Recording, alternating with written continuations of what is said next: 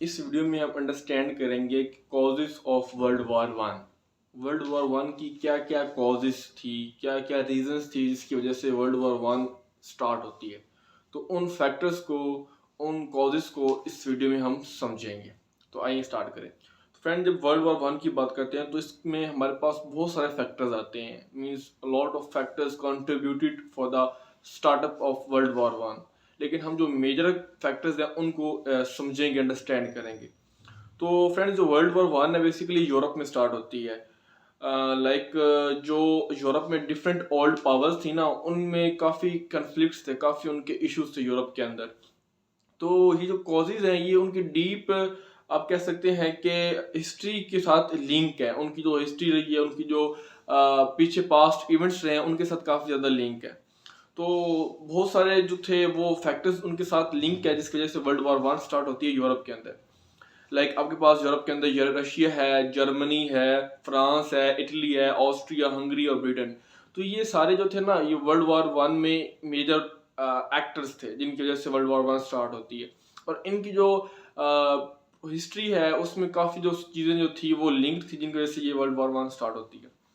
तो अगर इसके कॉजेज की हम बात करें तो इसमें हम कह सकते हैं पॉलिटिक्स, सीक्रेट अलायंसेस बनाना, इंपीरियलिज्म और नेशनलिस्टिक प्राइड। ये इंपॉर्टेंट फैक्टर जिनको हम डिस्कस करेंगे जो कि लीडिंग फैक्टर है वर्ल्ड वॉर वन के लिए। ठीक है, जिसके वजह से वर्ल्ड वॉर वन स्टार्ट होती है।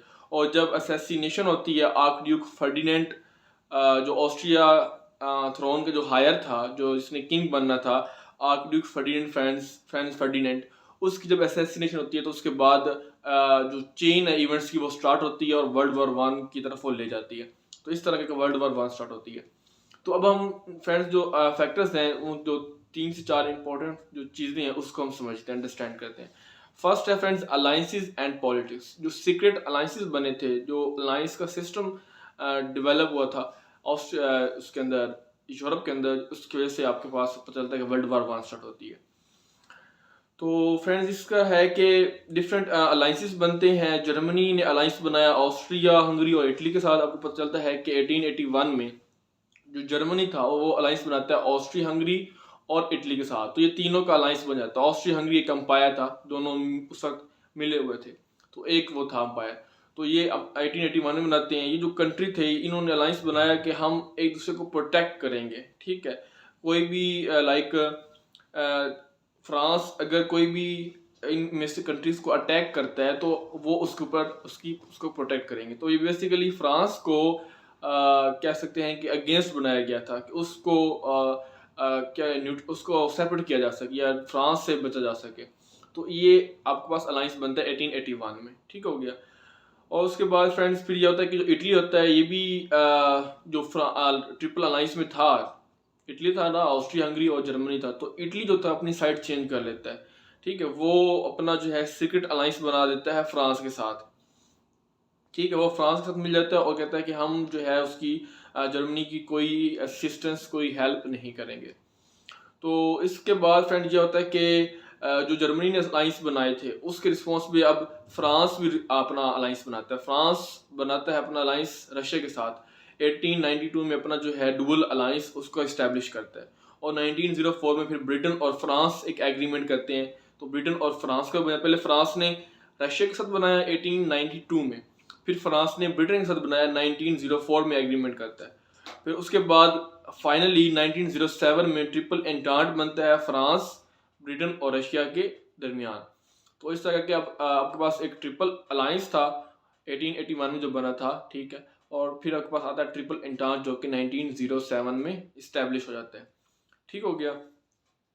तो अब जर्मनी को एक थ्रेट था पावरफुल अलायंस से कि जो जर्मनी है, जो उसका एग्जिस्टेंस है वो थ्रेट में, कि जो फ्रांस ने अलायंस बनाया है वो जर्मनी की एग्जिस्टेंस को डिमोलिश कर सकता है, उसको इशू है, रिस्क हो सकता है।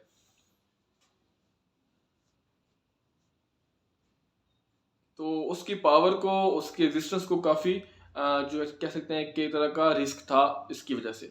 तो ये था पहली रीज़न। इसके बाद आता है फ्रेंड्स इंपीरियलिज्म। अब फ्रेंड जो इंपीरियलिज्म था ये भी एक तरह का लीडिंग फैक्टर रहा है वर्ल्ड वॉर वन के लिए, क्योंकि हर कोई करता है कि उसकी कॉलोनी बने। इंपीरियल मीन जहाँ पे कैपिटलिज्म हो, ठीक है, जहाँ पे इंडस्ट्रियलाइजेशन थी, तो जो पावर रूलर थे जो यूरोप के बड़े बड़े, जिसमें से जो ब्रिटेन था सबसे बड़ा, जिसका कॉलोनियल मास्टर था, उसकी काफ़ी कॉलोनीज थी इंडिया के अंदर, ठीक है, ऑस्ट्रेलिया के अंदर और कनाडा के अंदर। तो इस तरह करके फिर जो इम्पीरियलिज्म था, सब कहते थे कि ये हमारी कॉलोनी हो, हमारी कॉलोनी हो, तो उसकी वजह से आपको पता चलता है कि वर्ल्ड वॉर 1 स्टार्ट होती है। तो इसमें ये होता है कि एक इम्पीरियलिज्म ये होता है कि कंट्री में एक जो होता है वो अपना इन्फ्लुएंस एक्सपैंड करता है, कि उसका इन्फ्लुएंस बढ़ जाए, ठीक है, और उसका एक लार्ज सा एम्पायर बने। जैसे ब्रिटेन का था बड़ा सा एम्पायर, आधी से ज़्यादा दुनिया के ऊपर उन्होंने रूल किया। तो ये सारा इम्पीरियलिज्म का जो था ना कॉन्सेप्ट था, जिसकी वजह से उन्होंने किया। लाइक आपके पास फ्रांस भी आते, इसके साथ ब्रिटेन के साथ फ्रांस भी था, तो ये दोनों बहुत, उन्होंने वर्ल्ड वाइड एम्पायर्स क्रिएट किए हुए थे, ठीक है, और वो बहुत ही रिच होते जा रहे थे, क्योंकि जैसे वो एम्पायर क्रिएट करते हैं वहाँ से रिसोर्सेज लेते हैं, इंडस्ट्रियलाइजेशन में उसकी मैन्युफैक्चरिंग होती है, फिर उन्हीं जो कॉलोनियल्स जो थी स्टेट्स, उनको वो बेच देते थे और फिर उस वहाँ से पैसा कमाते थे, अर्न करते थे। तो इस तरह के कैपिटलिज्म जो था वो क्या कहते हैं कि वो बढ़ रहा था। तो कैपिटलिज्म की वजह से इंपीरियलिज्म बढ़ता है, फिर इंडस्ट्रियलाइजेशन होती है, आपको पता है इंडस्ट्रियल रेवोल्यूशन चल रहा होता है, तो ये सारा उस वक्त चल रहा था। तो बाकी यूरोपियन कंट्रीज थी लाइक रशिया और जर्मनी, तो वो भी अपना एक एम्पायर क्रिएट करना चाहते थे, तो जिसकी वजह से कंपटीशन एक की जो है वाइब्स वो क्रिएट होती है। मीन्स ये है कि इन सारी जो एम्पायर्स हैं इनके दरमियान कंपटीशन आता है, कन्फ्लिक्ट आता है, जिसकी वजह से आपको चलता है कि वर्ल्ड वार स्टार्ट हो जाती है, कि आपको बेनिफिट्स मिला, भी कहता है उसकी बेनिफिट्स ज़्यादा हो, उसको ज़्यादा रिसोर्सेज मिले या उसकी कॉलोनीज सेफ रहें, तो वो जो होती है फिर बाद में कॉज क्रिएट करती है वर्ल्ड वॉर 1 की। नेक्स्ट है European ready for the war. Europe थे ना, उनके अंदर एक तरह की फीलिंग आ रही थी वार की, वार लड़ेंगे तो फिर हमारा जो है वो प्राइड सेफ होगा, या फिर तभी हम सुपीरियर होंगे। तो आपको चलता है कि 1914 में यूरोप में बहुत ज़्यादा टेंस था, बहुत ज़्यादा कह सकते हैं कि एक तरह की इशू था, टेंशन थी कि वार हो सकती है और हमें वार में लड़ना है और हमने जीतना है। तो इस वजह से उन्होंने सीक्रेट अलाइंसेस बनाए हुए थे, उनकी अंदर से इंटरनल पॉलिटिक्स वो सारे कर रहे थे, और उनकी डिज़ायर थी कि उनके जो एम्पायर वो बिल्ड हो, वो ग्रो करे, और सारी की सारी पावर्स उन्हीं के पास हो, ठीक है।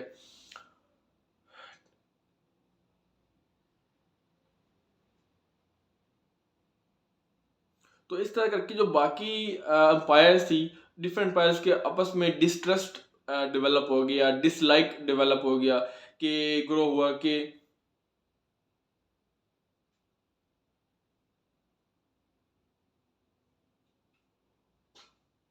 तो फ्रेंड्स उन्होंने सीक्रेट अलायंस बनाए हुए थे, तो उनकी एक डिज़ायर थी कि वो अपने अंपायर को ग्रो करें। तो वो जो एक डिज़ायर थी अंपायर को ग्रो करने की, तो उसकी वजह से ये हुआ था कि उनका जो बाकी अंपायर थे, जो बाकी उन कंट्रीज थे यूरोप के अंदर, उनके दरमियान डिसट्रस्ट बिल्ट हो जाता है और एक डिसलाइक क्रिएट हो जाता है, ठीक है। तो इस तरह करके जो यूरोप था वो वॉर की सिचुएशन में आ गया था। नेक्स्ट है friends assassination of archduke Ferdinand. Archduke Ferdinand की जब असैसिनेशन होती है तो वर्ल्ड वार स्टार्ट होती है। 28 जून 1914 को आर्कड्यूक जो फ्रांस फर्डिनेंड था, जो कि ऑस्ट्रिया हंगेरियन जो थ्रोन उसका हायर था, मीन उसने उसको वो किंगशिप मिलनी थी, उसकी असैसिनेशन हो जाती है। उसको सैराजेवो एक जगह है, वहाँ पे उसको असैसिनेट कर दिया जाता है।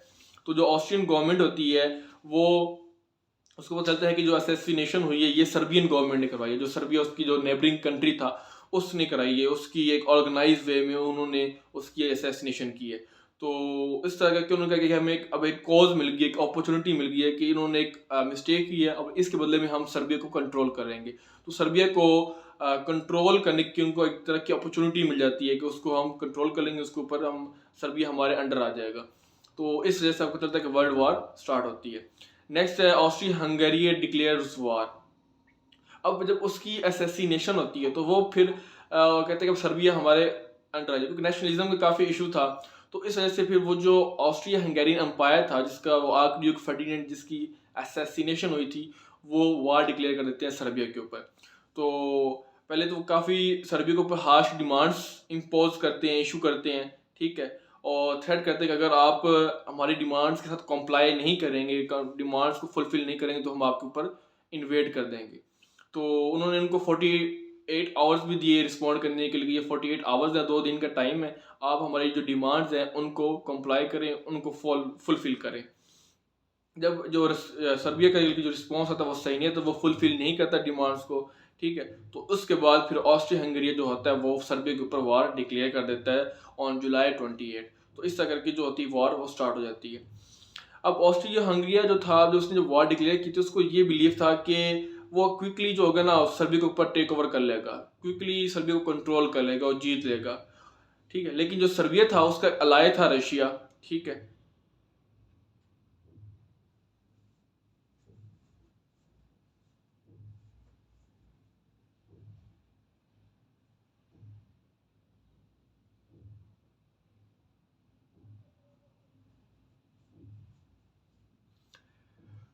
तो फ्रेंड्स, जो ऑस्ट्रिया हंगेरी एम्पायर था ना, उसको ये बिलीव था कि वो सर्बिया के ऊपर क्विकली टेक ओवर कर लेगा। और उसको ये भी था कि जो सर्बिया का अलाय है रशिया, वो इस वार के अंदर नहीं आएगा, क्योंकि उसे पता था कि रशिया और सर्बिया ने अलायंस बनाया हुआ है। लेकिन उसको ये था कि जो सर्बिया है उसको हम टेक ओवर कर लेंगे, इन्वेड कर लेंगे, लेकिन और जो रशिया होगा वो इसमें इंडल्ज नहीं होगा, क्योंकि रशिया अगर इंडल्ज होगा तो एक मेजर वार स्टार्ट हो जाएगी। तो रशिया इस मेजर वार का रिस्क नहीं लेगा और वो इसके अंदर इंडल्ज नहीं होगा, वो वार के अंदर नहीं आएगा कि वो सर्बिया को बचाने के लिए वार के अंदर आ जाए, मेजर वार वो स्टार्ट कर दे।